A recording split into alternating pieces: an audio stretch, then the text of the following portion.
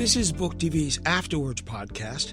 This week, Hood CEO and 5 Days author Wes Moore looks at the 2015 Baltimore uprising following the death of Freddy Gray. He's interviewed by DEMO's senior fellow, Heather McGhee. Hi, Wes. How are you? I'm good. I'm so happy to see you, and I'm so grateful for you doing this. Really, This is thank so you. great to give our audience the opportunity to get to know best-selling author Wes Moore, author of I Am Wes Moore, and now a new book that could not have been more timely. You co-wrote the book, I should say, with Erica Green, who's an award-winning reporter who covers education for the New York Times, and she's a former Baltimore Sun reporter who was part of the team that was the finalist for the 2016 Pulitzer Prize for its breaking news coverage of the death of Freddy Gray and the events that followed. This book is just a beautiful way to understand what happened to Freddy Gray, what's happened to Baltimore, what happens in Black and white America, how the lies that connect us and the untruths and the half-spoken truths and the incomplete stories stop us from truly being one community. And most importantly, 5 days is a way to think about uprisings and reckonings in America. And so I'm just really pleased to be able to have this conversation with you, Wes. Me too. Thank you. Let's start by talking about the young man whose life was taken from us, Freddy Gray. The book begins, the entry point for the book is your attending the funeral of Freddy Gray and then leaving the funeral and seeing that all the different parts of Baltimore society were going to sort of go back into their corners, but you wanted to knit the thread between and among them to paint a story that would really reflect the entirety of what was going on in Baltimore and so much by extension in the country. But could you just talk a little bit about who Freddy Gray was and why his death, rocked the city and the nation? Freddy Gray was a 25-year-old young man who committed the crime of making eye contact with police and running. And I think it's important to kind of start with that as a context of in certain neighborhoods and neighborhoods that are deemed to be quote unquote high crime neighborhoods, literally probable cause can be justified by simply making eye contact and running. Not in all neighborhoods, right? In certain neighborhoods, you make eye contact and you run, you're going for a jog. But in Freddy Gray's neighborhood, that was probable cause for an arrest. And so he's chased, he's caught, he's arrested. An hour after he's arrested, he's in a coma. A young man who, when they put handcuffs on him and placed him in the back of the police van, by the time he made it to the University of Maryland Medical Center to receive treatment, he had 3 broken vertebrae and a crushed larynx. He stayed in a coma for a week, and then finally he died. And this was something where, I remember, the reality is when you think about Baltimore and you think about even just the 2 years prior to Freddy, we also knew the names of Anthony Anderson. Mm-hmm. We knew the name Chris Brown. We knew the name Tyrone West. All similar circumstances, similar situations, African-American men, contact with police, dead. And so with Freddy, the thing that was really interesting that fascinated me about was when everyone heard about Freddy, for many people in Baltimore, it was like, we know this story. There's a long line of this and a long thread of this that continues. And, but there was something different about Freddy in this moment. There was something different that just captured, not even just the city's attention, but the world's attention on this 25-year-old young man who loses his life simply by having an interaction with police. And I think there were a couple of things that really struck me about why that moment and why there was something different about Freddy. One was, of all those other incidents that I mentioned, Freddy was the first one that was caught on camera. And so there's an importance to that, in the idea that the well, what did you do to justify it argument gets thrown out the window when there's footage, right? I know you must have said something incorrect, or I know that at some point you escalated the situation was incorrect, when we are literally watching the officers put him in handcuffs and then carry him into the back of the van, and watching an hour later he's in a coma. The other thing was the appreciation that all of us have for this group called Black Lives Matter. And, you know, I think about how years ago, when Black Lives Matter was first started by 3 Black women, and it's important to acknowledge that there's 3 Black women that started Black Lives Matter, how when Opal and Alicia and Patrice come up and say this statement that seems like it is basic, but it causes this uproar about Black Lives Matter. But the reason that became really important, I think, in the case of Freddie as well, is Black Lives Matter, in a relatively short period of time, went from a hashtag to now an active mobile organization that could move and disperse and activate quickly when these things happened around the country. Remember, it was just a little bit before that, there was Michael Brown, right? And the movement very quickly to go from Ferguson into Baltimore quickly and mobilize. And so this drove a level of attention that in many ways, some of the other incidences that we'd seen in Baltimore, it did not drive.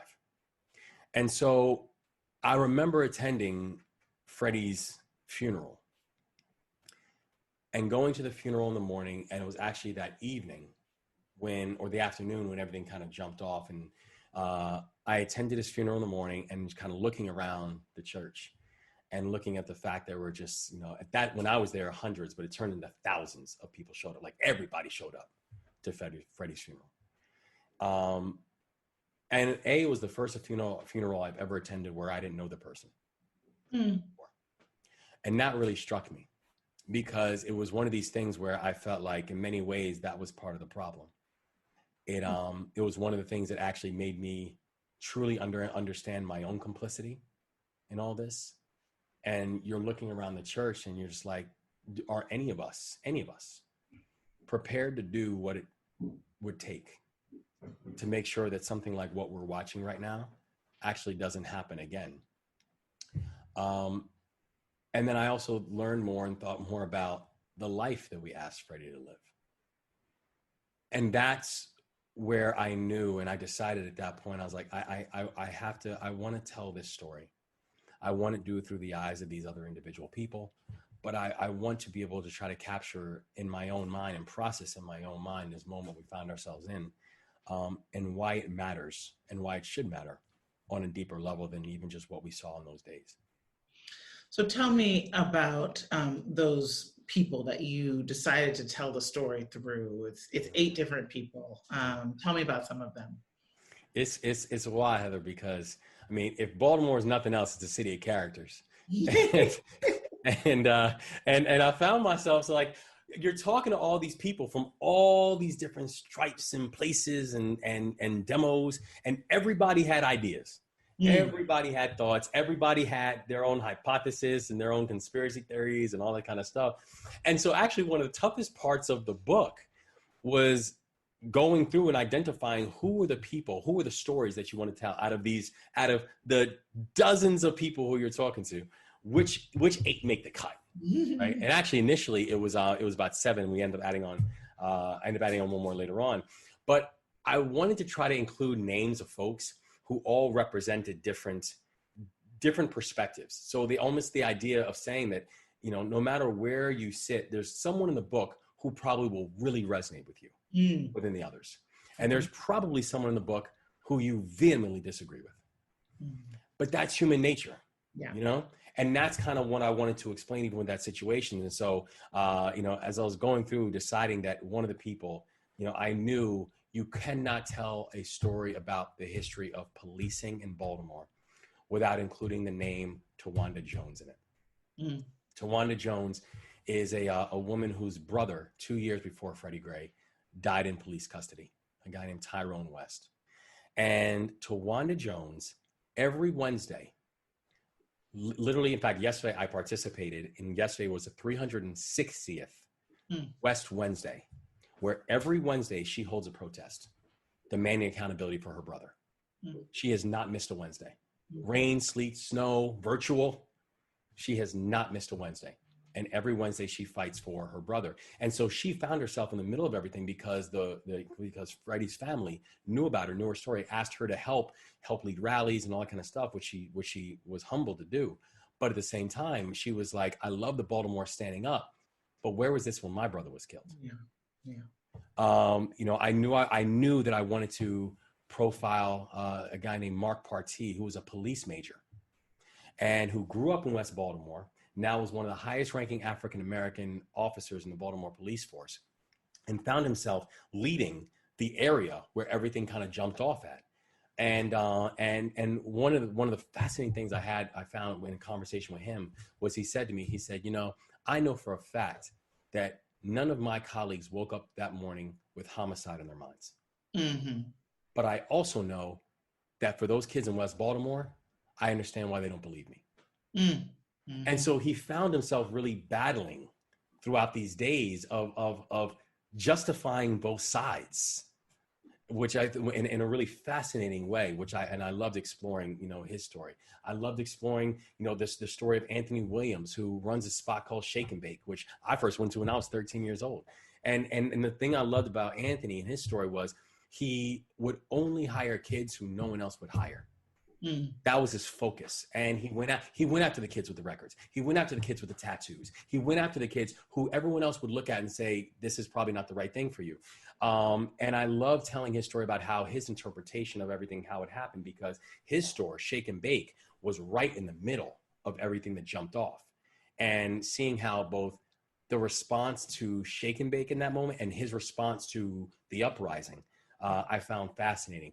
People like John Angelos, who was the son of the owner of the Baltimore Orioles, who's head of baseball operations, who was one of the people who made the final decision to play baseball's first game with no fans because the city was in the middle of a state of emergency.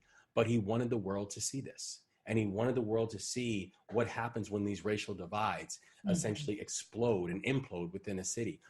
And so all these different characters, Greg Butler, who's a basketball star turned protester, the one who actually was on the cover of Time magazine with the gas mask and his fist up, and his life arc, and what brought him from literally being one of the top basketball players in the city to then being a person who was saying, let it all burn down. Mm-hmm. And so I wanted to explore it through all these different lenses to help people understand and help people see just the level of complexity of that situation, the level of seriousness of that situation, and the fact that for each and every one of them, these rampant issues of race and these rampant issues of poverty, how it showed itself all throughout this entire scene. And it showed itself because we had yet to wrestle with our past, yet to wrestle with our history. And then when we don't, these things just continue to expose themselves in different ways.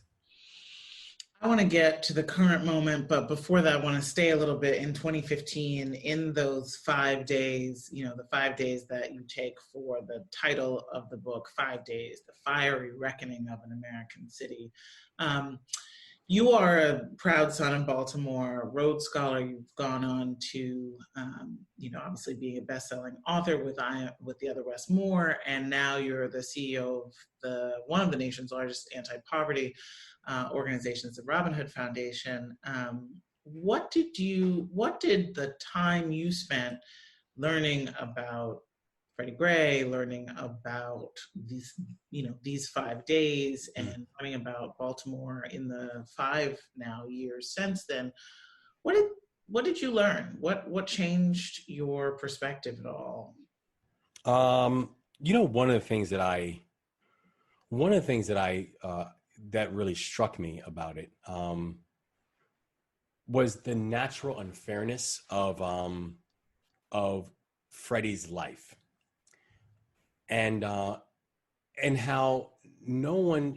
we spend so much time as a larger society talking about what happened in his death, which we should have. We spent a lot of time talking about the fact that despite he was a young man who now had a broken vertebrae and a crushed larynx, that there has yet to be a single officer to be convicted for his crime. I guess nobody's been held responsible for what happened to him.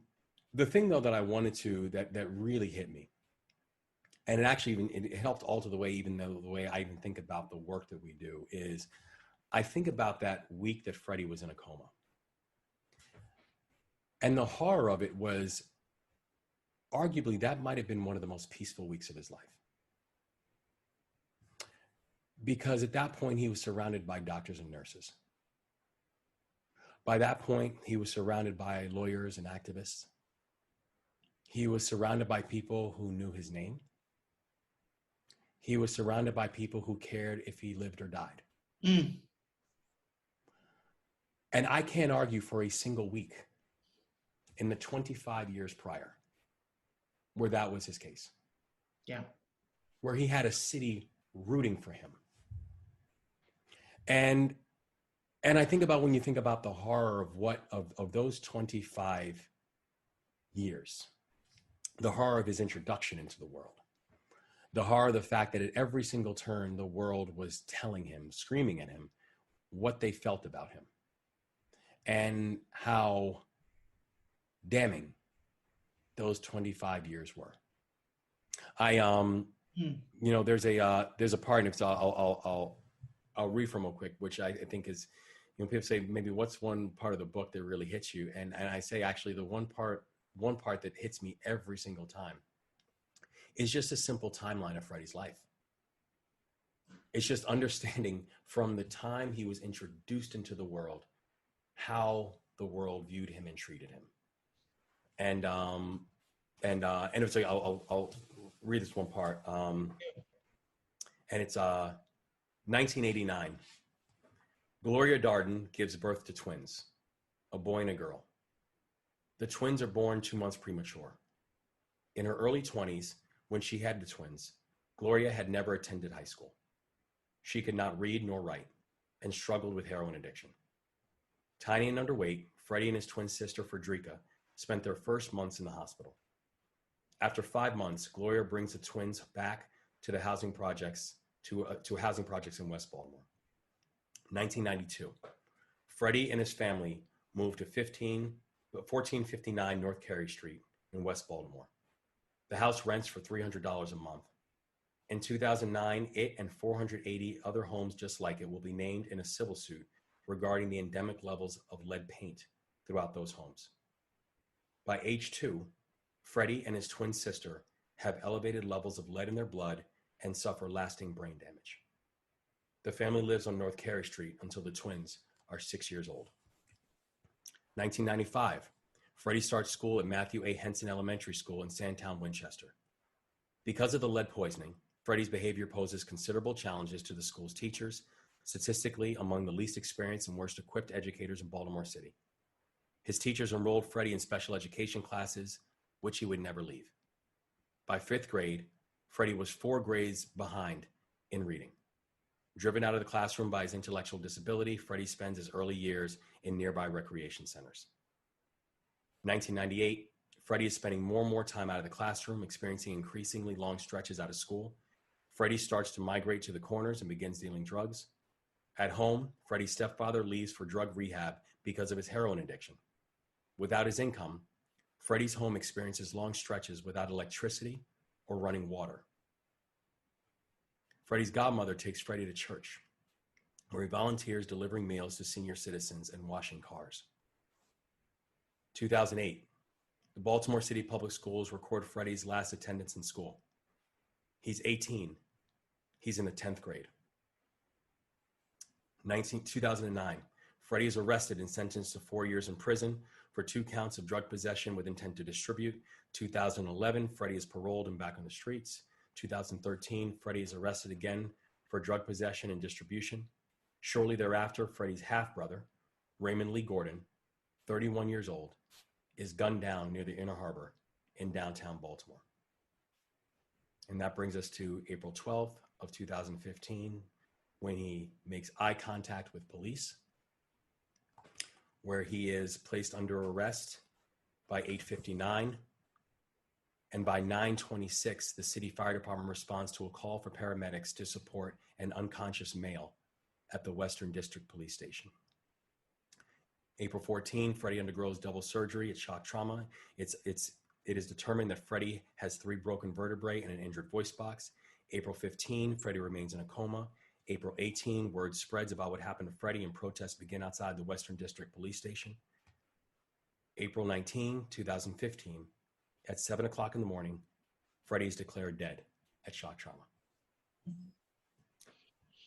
Those were his lives, 25 years. And so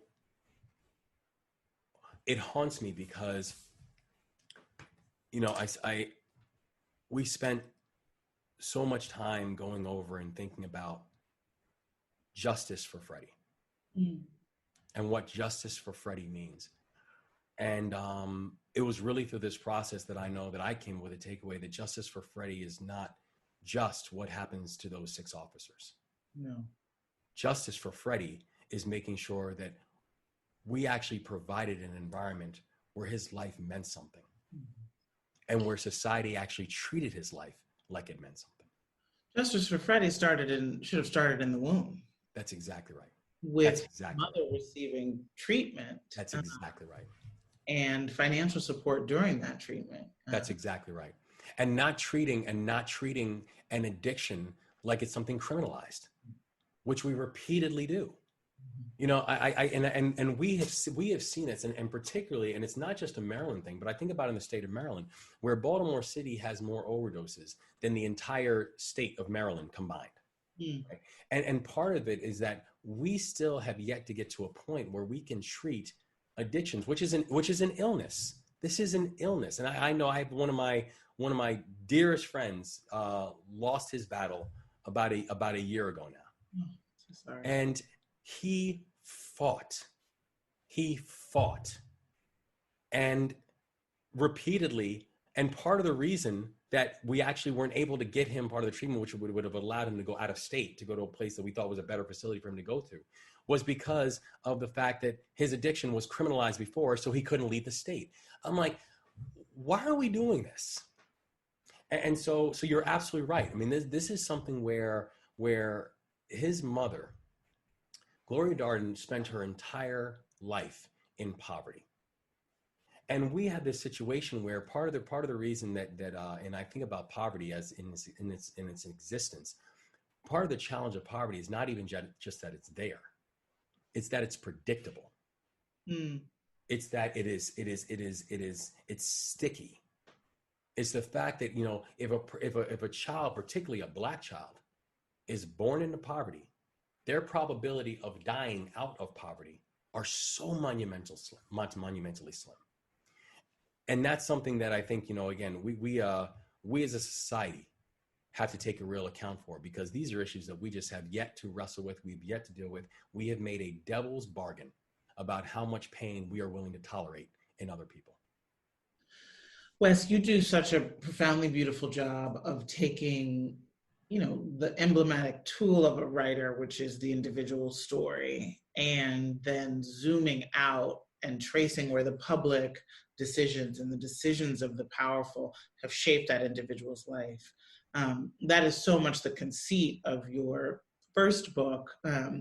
I wonder what changed for those folks who are paying attention right now and who know the other Wes Moore. What was different about writing this book from writing Wes Moore? It's a great question. So I think the other Wes Moore, I was much more reluctant to tell that story. In part because it was a deeply personal story, even more so than like the story of Baltimore, where this is like a story about your life and someone else's life. And I mean, I had known Wes for years before even the concept of this book came about. And one of my dear friends, a woman named Terry Williams, who's an author and also a book writer, one of the best books I've ever read, called Black Pain. And she said to me, she would always ask me about Wes whenever we get together. She's like, how's Wes doing? And I told her, I'd give her the Wes update. And I think at that time, I first met Wes when he was, I think, in year 2, year 3, and then I probably maybe around year 5 of his life sentence. He's still there now, at Jessup Correctional. And she said to me, she's like, I really think you should write about this. I think there's a story here to be told about these two guys, the same name. And my first initial reaction to her was no. And I said, I don't have time to write a book. I don't want to dig that deeply in Wes's life. I don't want to dig that deeply in my own. I definitely want to share it. And she was like, I asked, have lunch with a dear friend of mine, a woman named Linda Lowenthal, ended up becoming the agent for the book, who I adore. But then really having the conversation and saying, actually, I think there is a story here. But I went back, and the first thing I did was I went to go talk to Wes about it. Mm-hmm. And I said, Wes, I've been approached about actually writing a story about our relationship. What do you think? And without hesitation, he said, you should do it. Mm-hmm. And when I said, why? He said, I've wasted every opportunity that I've ever had. Mm. And he said, and if you can do something to both help people understand the consequences for their decisions, but also do something to help people understand the neighborhoods that these decisions are being made in, mm-hmm. then you should do it. And that really became the fire and the focus behind it. But it was a very reluctant process for all the reasons that I mentioned. I think for this one, it was different.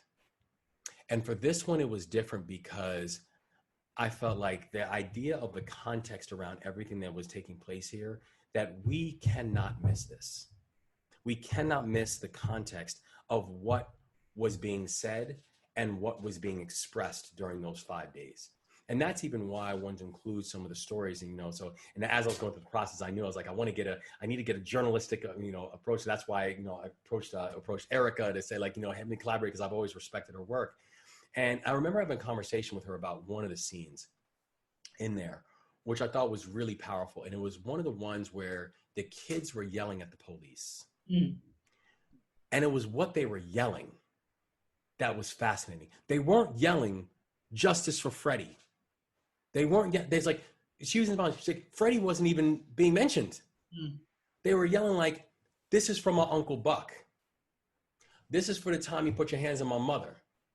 This is for, it was a time when you saw the city, and particularly the city's children, standing up for the first time. And it was about much more than just what was happening or what happened to Freddie. Freddie symbolized something bigger, and it symbolized a bigger problem that was existing within our community. And so as those days went by, and early on into the process, that's when I just, I was more hesitant to do the other Wes Moore than I was to write this story. This was a story that I said it, and I want people to understand that this story is about how can we deal with not just inequitable policing, but the brutalization of Black Baltimore that's taking place. Mm. But the brutalization of Black Baltimore is not just what the police have done. Mm. It's every aspect of our society which has had a hand to play in the brutalization of Black Baltimore.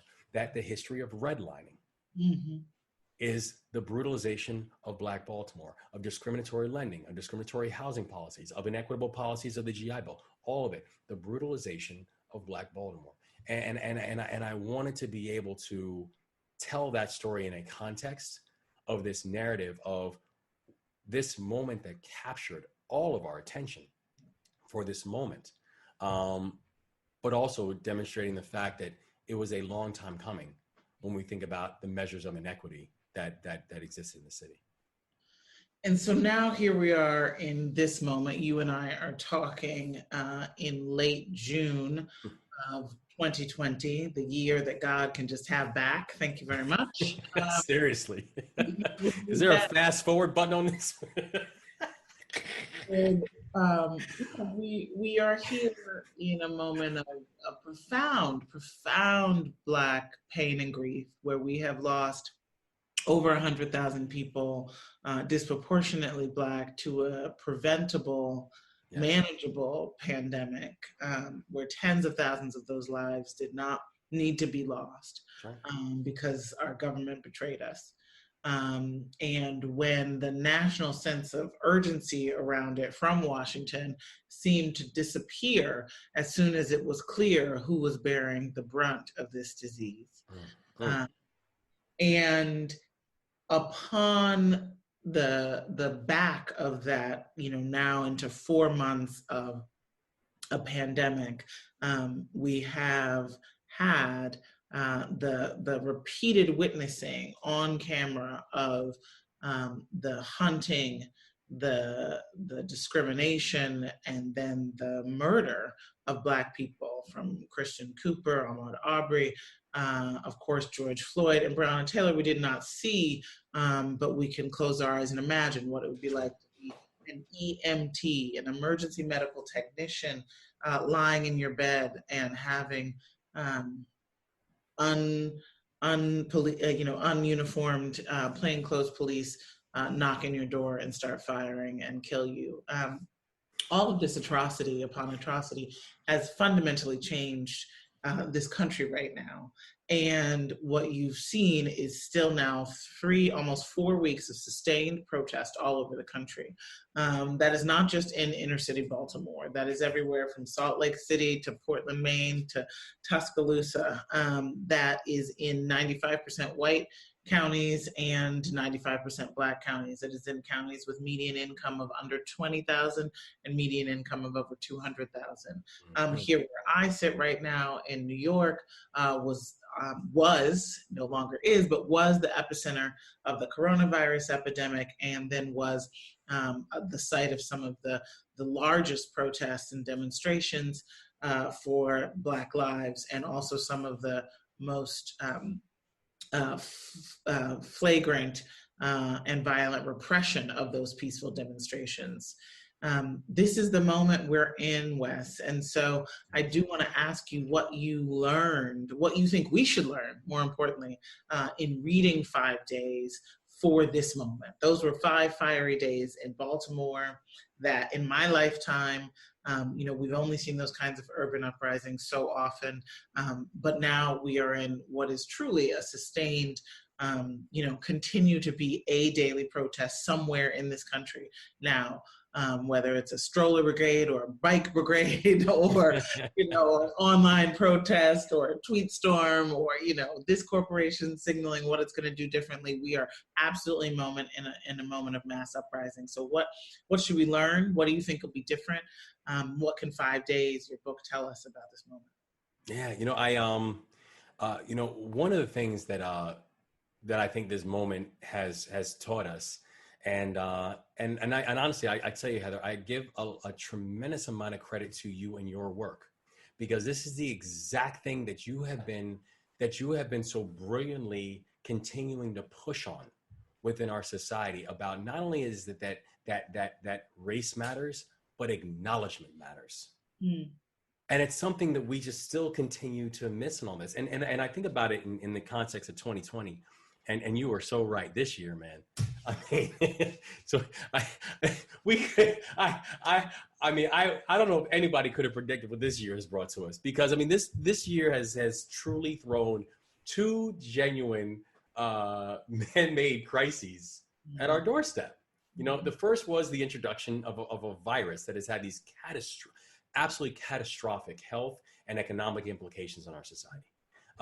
And frankly, implications that we still have not even fully wrestled with. We don't even know where the landing of this thing is. This is how catastrophic these implications have been. And the other was the very unneeded reminder of how inequitable policing is in different communities.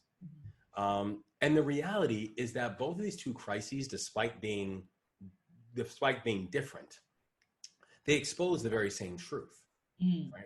That while COVID-19 impacted everybody, it did not impact everybody equally. Mm-hmm. That people of color contracted COVID-19 at twice the rate and also died at twice the rate. Mm-hmm. And while police reform might be necessary for all communities, the reality is we watched Mr. Floyd on camera take his last breaths while handcuffed, face down on the ground, and watch his name being added to this whole litany of other names like Michael Brown, like Philando Castile, like Freddy Gray, like Walter Scott, like Sean Bell, like Eric Gardner, like Sandra Bland, like Breonna Taylor, like Laquan McDonald, like Tamir Rice, like Ahmaud Arbery, like Trayvon Martin. I mean, we could literally just keep on naming names. But the twin crises expose a singular truth. And that's the role that race plays in all of this. It's the fact that dealing with COVID is not simply going to be about the discovery of a vaccine. Dealing with inequitable policing is not simply going to be about the elimination of chokeholds or no-knock warrants. The protests that we're seeing around the country are not simply about policing reform. They are about racism. And how racism shows itself in every single facet of our society. And when people say, yeah, this is one of the most difficult issues that this country wrestles with, that's not true. It is the most difficult issue. It is the most difficult issue. And it's one that we have tussled with in our history, but we've yet to really get serious about actually defeating it. And so when I think about what were some of the biggest lessons learned from from those 5 days and what we're seeing now, first, it's literally amazing going through the book and just realizing how much is just reliving history. I even when people have said, they're like, this book is very timely.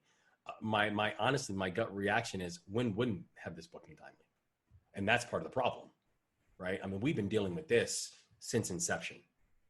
But when I think about the ideas of what was different this time around, first of all, I think the bar has risen as to how we define progress in an important way. Because, there's this misconception that the thing that calmed everything down in Baltimore 5 years ago was the National Guard coming in. When the state was put in a state of emergency, Guard came in, calmed everything down. That's not true. Because the reality is that Saturday after the uprising in Baltimore was supposed to be some of the largest protests that Baltimore had ever seen. The thing that made those protests not happen, the thing that calmed everything down in Baltimore, was not the fact that the National Guard came in. There's no evidence to prove that. Actually, what calmed everything down was when State's Attorney Marilyn Mosby came and announced charges against the 6 officers. And I remember that day, there was almost like this jubilant feeling of Baltimore, because we knew the names of Anthony Anderson and Chris Brown and Tyrone West, and we knew the trend, right? Something happens, there's generally a payout, and then people kind of go about their business. But when she announced charges against those 6 officers, something changed. Because I think for a lot of people in Baltimore, they actually felt, oh my gosh, we actually could see officers be held accountable for this. And now fast forward, 2 of the officers found not guilty, 4 of the officers were their charges were dropped. But that moment, that changed everything in the city of Baltimore. Now, I think how that reflects to what's taking place right now is, when I say the bar is higher, is I think that's exactly, people aren't okay with just charges being announced. It's like, you want convictions. The people need to be held accountable for that. And it's not just about, oh, well, we now see a mugshot of Officer Chauvin or anyone else. No. We need to see this actually go to completion. And so the bar has been risen on that. I think the other thing that feels very different now is the conversations that people are having now. It isn't just about, can we make sure that police officers have body cameras? Yeah. It's not just about, how do we add on clauses to things like the law enforcement officers' Bill of Rights, or qualified immunity. It's not stopping there. The demands that we are seeing right now are actually dealing with structural racism. And how exactly can we deal with all of these various issues in a way with a very real sense of sincerity, and a very real sense of activation and movement? I think about the fact, you talk about something like with Freddy Gray, where, one thing that we should be talking about is the fact that, why do we still have children who have to deal with lead poisoning? We've known that lead is a neurotoxin for a century. We've just been very selective about where to deal with it. That's right. And so it's things like that I feel like, when I'm wondering about what's different, how people define progress has moved. And I think a lot of it, I pay a lot of respects to what happened in Baltimore, because I think Baltimore helped to influence that. The fact that, what do we consider good enough?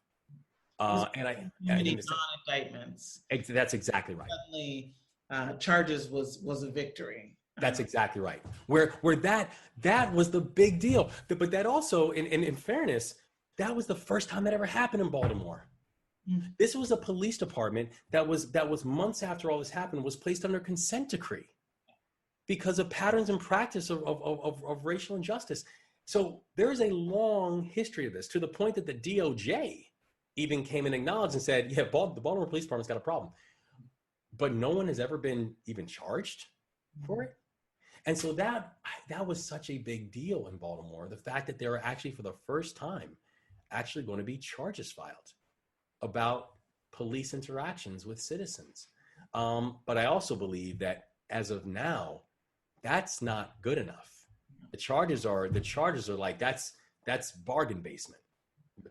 Because it really comes down to this fundamental sense of unfairness that so many Americans have, that there's just so much brutal accountability for any mistakes or any perceived slights by people who don't have a lot of money or a lot of power, and that the people with the most power, there's just no accountability. There's just sheer lawlessness. And so the idea of qualified immunity, the idea that giving you a gun and a badge means you get to break the law to the degree that you could take someone's life, and the assumption is going to be that that's okay. It strikes people as unfair. There's bipartisan support for ending it now because we're just in an era where people, I think, want more accountability. They want more fairness in the system. Yes.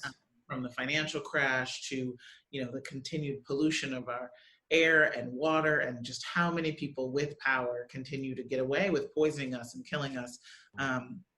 And that's why I think you see such a massive shift. We should say that, the polling has shown that the last few weeks has seen Black Lives Matter, the idea, the movement, get to majoritarian support, and just tremendous movement, 20 points movement and approval among white Americans, which is a huge watershed thing.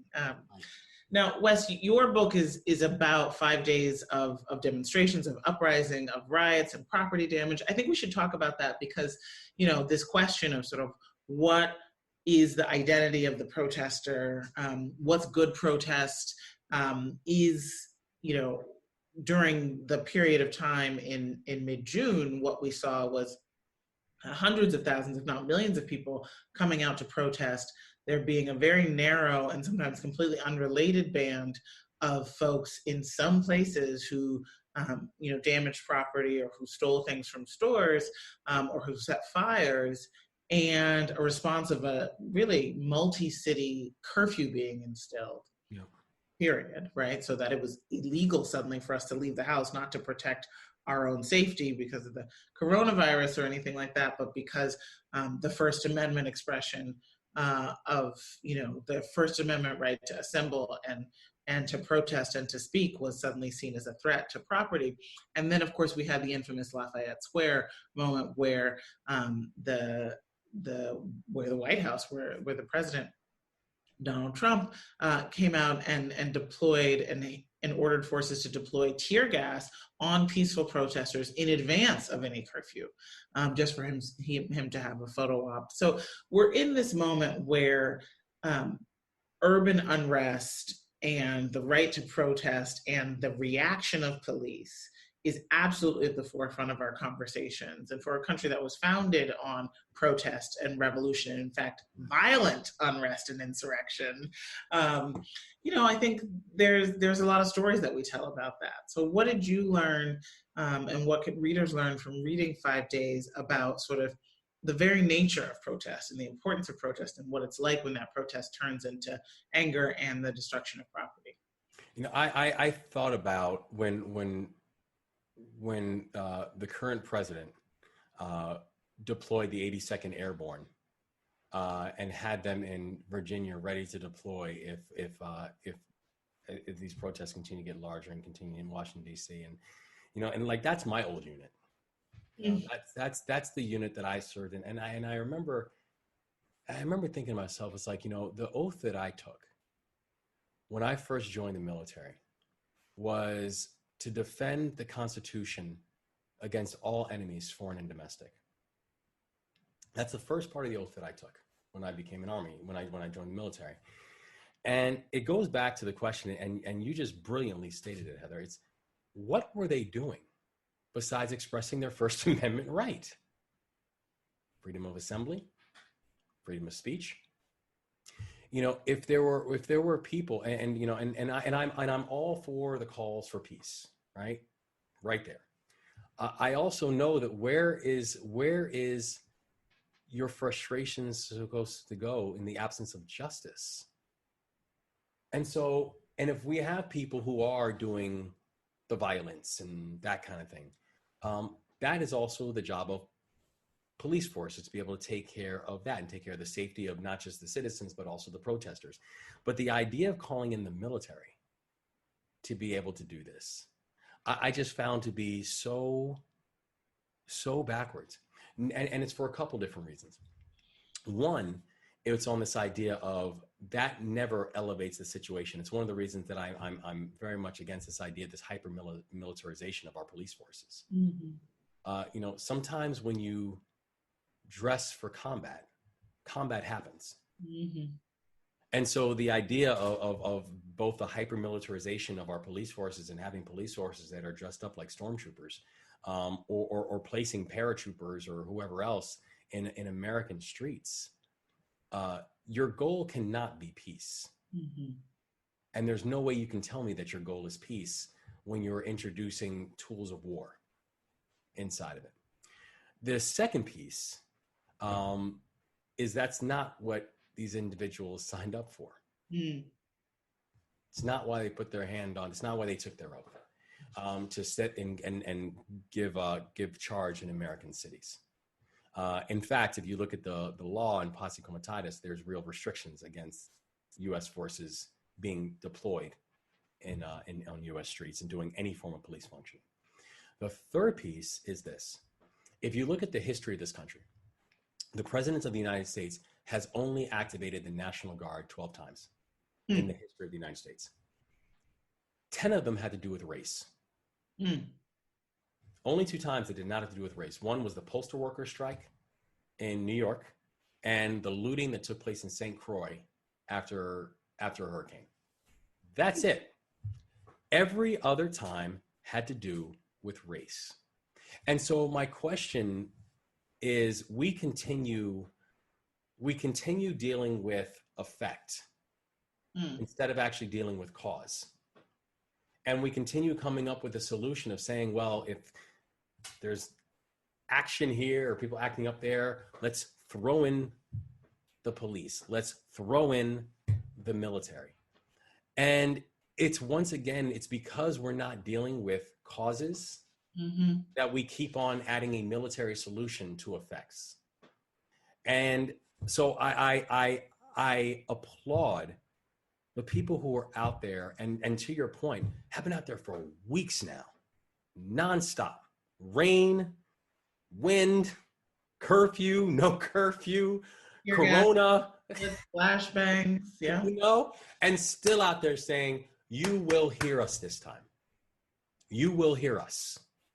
And it is not just the most American thing that we can do, because again, it's not just a core principle. It is literally the First Amendment. The very first thing that they found to be important was freedom of assembly and a freedom of speech and a freedom of the press. Literally the first thing, the principle, the foundation.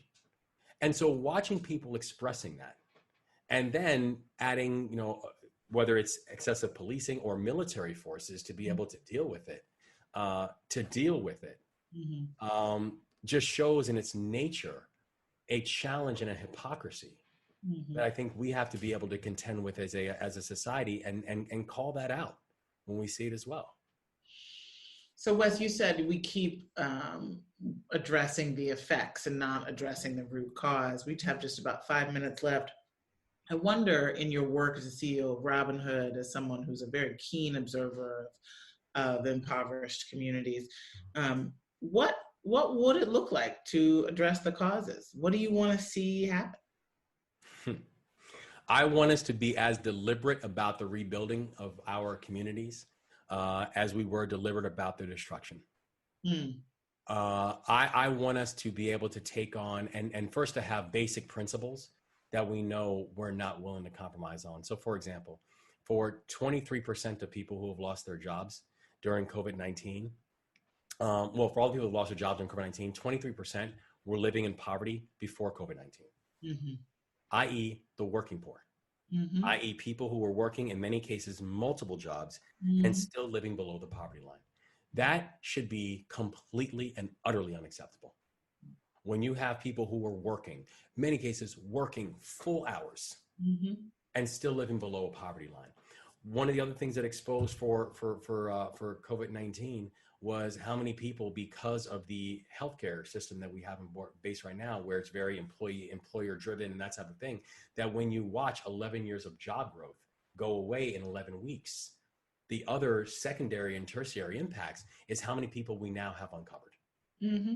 How many people we now fundamentally have zero safety net and are just praying to God that they don't get sick. Mm-hmm.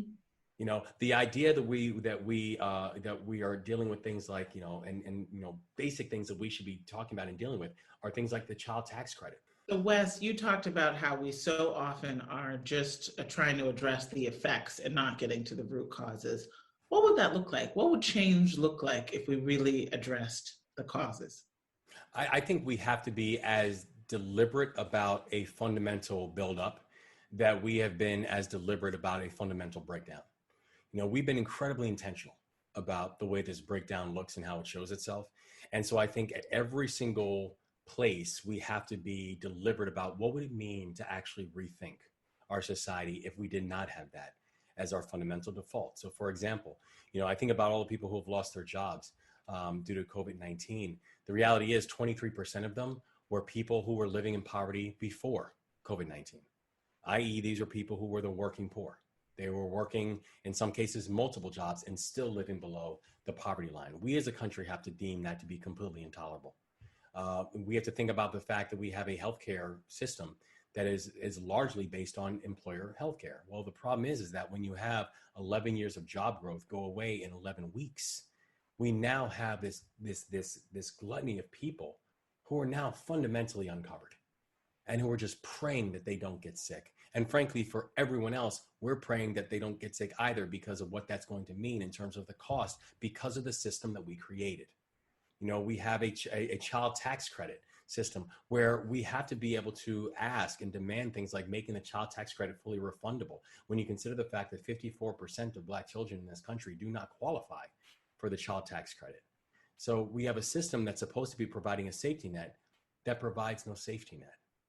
And so I think what we have to, when we're talking about what does it mean to restructure our society, it means that going to this understanding that individual good deeds will always be insufficient if we're not actually thinking about the other pieces in place and the fact that we've had a federal and state and local governments who have policies in place right now that are both putting people and keeping people in poverty. That needs to be completely rethought. Well, I am so excited that 5 Days is now out. It's out from the publisher, the wonderful Black-led publishing imprint of Penguin Random House called One World. Yes. Also, my publisher of the book that will be coming out in a number of months. Yes, and I can't wait for this. Thank you. I cannot wait for this book. I cannot wait for this book. Thank you, Wes. But I say that I wanted to name check One World because so many Americans of all backgrounds are really trying to learn more right now. And One World is a publishing house that is dedicated to multicultural stories, to stories about race and racism and about who we are as human beings in all of our various forms. And so check out One World and basically put an auto buy on all of their books and you will learn so much more about our full humanity. I'm just always such a joy, Wes, to be with you. Can't wait for this book to hit the world and really remind us of where we were just 5 years ago when we had 5 days that rocked the nation and 5 days that showed us about where we can go forward from here. Yes, thank you so much. And Heather, we cannot wait for your book. Bless you, and thank you sincerely for everything. Thank you, Wes. Thanks for listening to this week's Afterwards podcast. Subscribe, rate, and review us wherever you get your podcasts. You can also send us an email at podcast@c-span.org.